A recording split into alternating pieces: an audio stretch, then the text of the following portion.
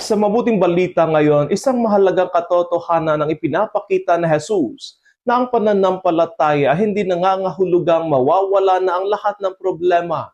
Sa halip, ang tunay na pananampalataya ay nagbibigay ng kapayapaan kahit may pinagdaraanan. Ito ang uri ng kapayapaan na hindi nakadepende sa maayos na sitwasyon, kundi sa katiyakang ang Diyos ay naroroon at kumikilos. Madalas iniisip natin na kapag tayo ay malapit sa Diyos, dapat wala ng hirap, wala ng pagdurusa at wala ng takot. Ngunit hindi ganito ang pangako ni Kristo. Ang pangako niya hindi buhay na walang bagyo, kundi pusong mayroong kapanatagan sa gitna ng bagyo. Ito ang mahalagang kaibahan. Ang kapayapaan ng mundo ay nawawala kapag may problema. Ngunit ang kapayapaang galing kay Kristo ay nananatili kahit may sakit, kahit may pagdurusa o kahit may kalungkutan. Bakit? Dahil ang kapayapaang ito ay nakaugat sa kaniyang tagumpay. Hindi man natin agad nakikita ang solusyon sa lahat ng bagay.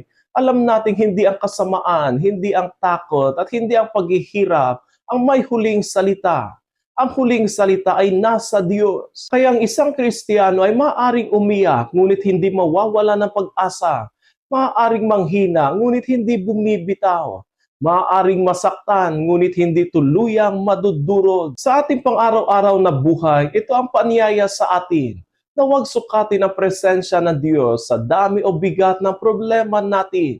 Sa halip, hanapin siya sa loob ng mga pinagdaraanan natin. Sa pananatili natin kay Kristo, unti-unti nating nararanasan na may kapayapaan pa palang posible kahit hindi perpekto ang lahat. Mga kapatid, ang tunay na tagasunod ni Kristo ay hindi yaong walang problema, kundi yaong marunong magtiwala sa gitna ng problema. Kaya sa bawat pagsubok, alalahanin natin na may kapayapaang hindi kayang ibigay ng mundo. At iyon ang kapayapaang nagmumula kay Kristo.